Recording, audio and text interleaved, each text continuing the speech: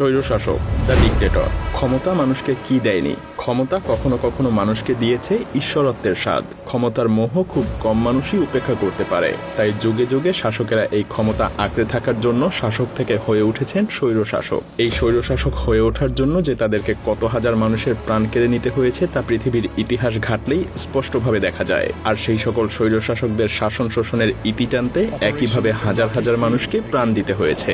সত্যি বলতে কোনো স্বৈরশাসকই চিরস্থায়ী হতে পারে না। একদিন না একদিন তাদের ক্ষমতার ইতি ঘটবেই।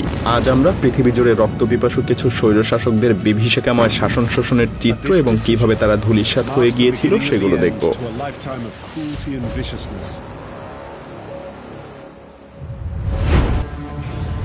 ইরাক, সাদ্দাম হোসেন।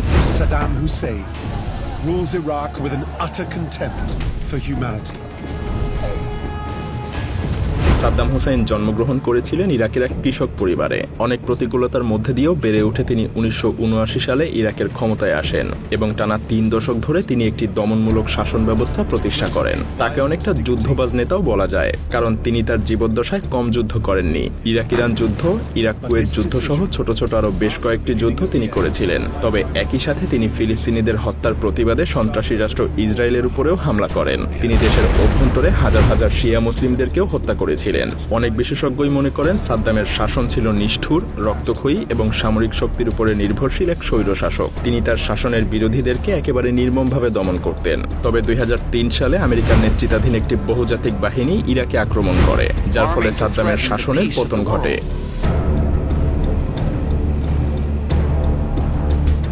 আমেরিকা ইরাকে গণবিধ্বংসী অস্ত্র থাকার অভিযোগ তুলে এই আক্রমণ করে, যদিও পরবর্তীতে এর কোনো প্রমাণ পাওয়া যায়নি।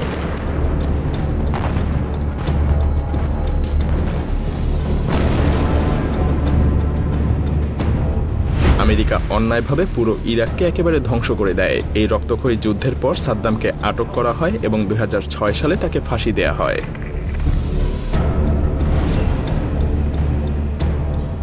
সাদ্দামের পতন ইরাকের স্বৈরাচারী শাসনের অবসান ঘটালেও দেশটি এরপর থেকেই ক্রমাগত গৃহযুদ্ধ, সন্ত্রাসবাদ এবং রাজনৈতিক বিশৃঙ্খলায় জর্জরিত হয়ে পড়ে। তবে মুসলিম বিশ্ব তাকে মনে রেখেছে ফিলিস্তিনিদের হয়ে ইসরায়েলের উপরে আক্রমণাত্মক হয়ে ওঠার কারণে।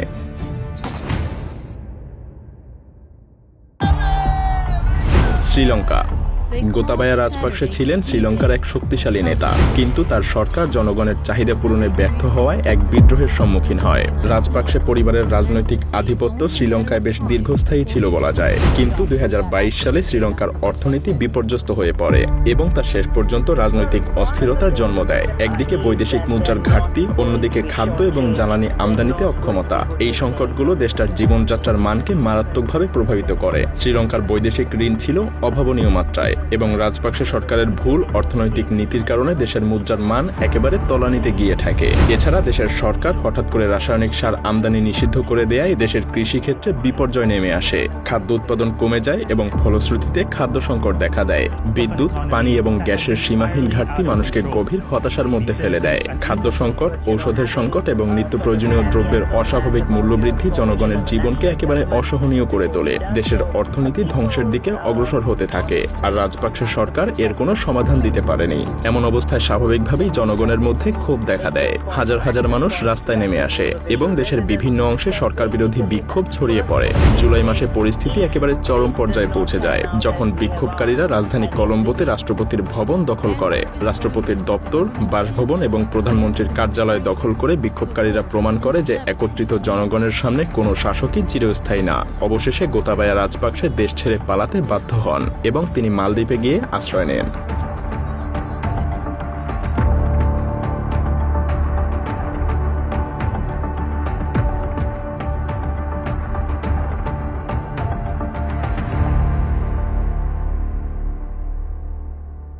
Libya, Muammar Gaddafi.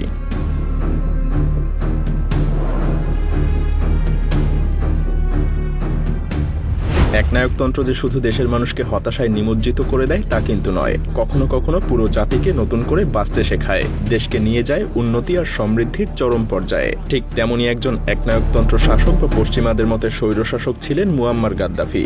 সত্যি বলতে এখনো লিবিয়ার মানুষ তাকে ভুলতে পারেনি, কারণ তার শাসন আমলে যে সকল উন্নতি লিবিয়াবাসী দেখেছে তার কিঞ্চিত পরিমাণও এখন তারা আর দেখতে পায় না। 4 দশকের বেশি সময় ধরে শাসন করা লিবিয়ার অন্যতম শাসক ছিলেন মুয়াম্মার গাদ্দাফি। তবে হ্যাঁ, 4 দশকের একনায়কতন্ত্র ধরে রাখার জন্য তিনি বিরোধী দলগুলোকে বেশ ভালোভাবেই দমনপীড়ন করেছিলেন। সেই সাথে তার শাসনের অস্বাভাবিক কিছু দিকও ফুটে ওঠে, যেমন তিনি পরিধান করতেন অদ্ভুত সব পোশাক, সেই সাথে নিজের জন্য রাখতেন নারী দেহরক্ষী, যা পৃথিবীর আর অন্য কোনো প্রেসিডেন্টের ক্ষেত্রে দেখা যায়নি। আসলে একনায়কতন্ত্র প্রতিষ্ঠা করতে গেলে অসংখ্য ভালো কিছুর মধ্যে সেই শাসককে খারাপ কিছুও করতে হয়। যদিও তিনি ন্যায়ের সাথেই দেশ পরিচালনা করেছিলেন, কিন্তু 2011 সালে আরব বসন্তের প্রভাবে লিবিয়ায়ও গাদ্দাফির শাসনের বিরুদ্ধে আন্দোলন শুরু হয়। প্রথমে শান্তিপূর্ণ বিক্ষোভ হিসেবে শুরু হলেও দ্রুতই তা রক্তক্ষয়ী গৃহযুদ্ধে রূপ নেয়। অবশেষে 20 অক্টোবর 2011 সালে আমেরিকার মদতপুষ্ট বিদ্রোহী বাহিনীর হাতে গাদ্দাফি ধরা পড়লে তাকে হত্যা করে লিবিয়ার রাজধানীর একটা দোকানের সামনে ঝুলিয়ে রাখা হয়। তবে গাদ্দাফির পতনের পর লিবিয়ার বিশৃঙ্খলার অবসান আজও ঘটেনি। তার শাসন শেষ হয়ে গেলেও লিবিয়ার স্থিতিশীলতা আর ফিরে আসেনি, তাই লিবিয়ানরা গাদ্দাফিকে এখনো ভুলতে পারেনি।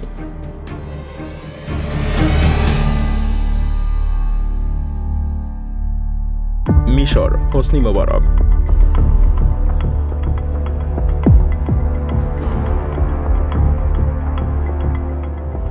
হোসনি মোবারক ছিলেন মিশরের একচ্ছত্র শাসক। তিনি ছিলেন মিশরের সবথেকে দীর্ঘমেয়াদী শাসক। প্রায় 3 দশক ধরে তিনি মিশরের রাজনীতি এবং অর্থনীতির উপরে একনায়কতন্ত্র প্রতিষ্ঠা করেছিলেন। তার শাসনকালে বিরোধী দলগুলোকে তিনি একরকম প্রায় নিশ্চিহ্নই করে দিয়েছিলেন। সেই সাথে তিনি গণমাধ্যমের স্বাধীনতা কেড়ে নিয়েছিলেন, এমনকি সাধারণ মানুষকে রাজনৈতিক স্বাধীনতা থেকে প্রায় পুরোটাই বঞ্চিত করে রেখেছিলেন। হোসনি মোবারক সরকারের আমলে মিশর ক্রমান্বয়ে দুর্নীতির মধ্যে ডুবতে শুরু করে, আর মিশরের সাধারণ জনগণও প্রতিনিয়ত দরিদ্র হতে শুরু করে। অর্থনৈতিক অবস্থা একেবারে ভেঙে পড়ে, আর তাই 2011 সালে মিশরের তাহরির স্কয়ারে শুরু হওয়া গণবিক্ষোভ মিশরের মোবারক শাসনের পতনের সূচনা করে।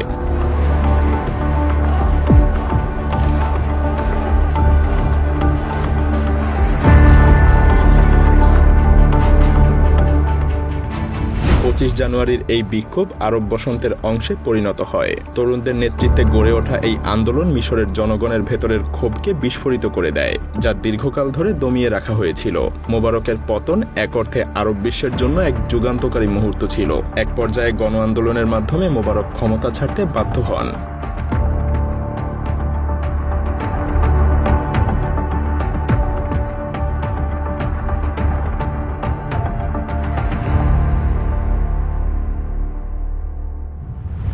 সাল 2009। বাংলাদেশের জনগণ তাকে বেশ স্বতঃস্ফূর্তভাবেই ভোট দিয়ে নির্বাচিত করেছিলেন।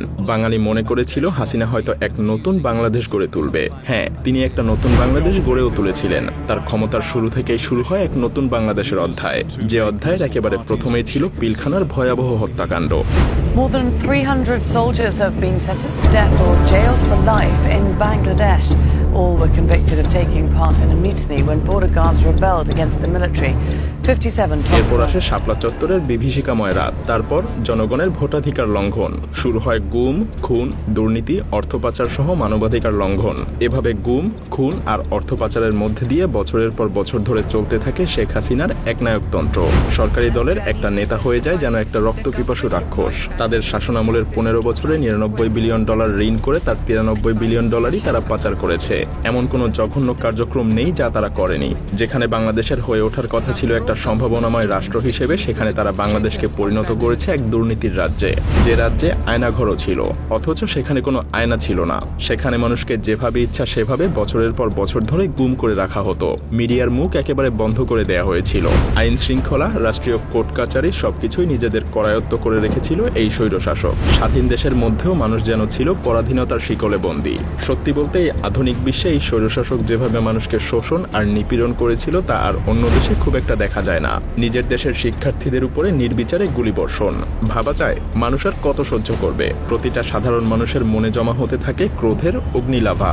যদিও এই 2024 সালে এসে শিক্ষার্থীরা কোটা আন্দোলন দিয়েই শুরু করেছিল, কিন্তু জনমানবের ক্রোধ থেকে সেই কোটা আন্দোলন রূপান্তরিত হয়ে যায় এক গণ অভ্যুত্থানে। ফলাফল, তাকে দেশ ত্যাগ করতে বাধ্য হতে হয়। দেশের মানুষ দেখিয়ে দিয়েছে তারা এক হলে কোনো স্বৈরশাসকই টিকে থাকতে পারে না, কিন্তু তারা যখন আলাদা আলাদা দলে বিভক্ত হয়ে স্বার্থান্বেষী হয়ে উঠবে তখন হয়তো শেখ হাসিনার মতো আরো অনেক স্বৈরশাসকেরও জন্ম হয়ে যেতে পারে। তাই বাঙালি জাতির উচিত 2024 সালের মতো করেই তাদেরকে একতাবদ্ধ হয়ে থাকা, যাতে করে ভবিষ্যতে আর কোনো স্বৈরশাসক বাংলাদেশে তৈরি না হতে পারে।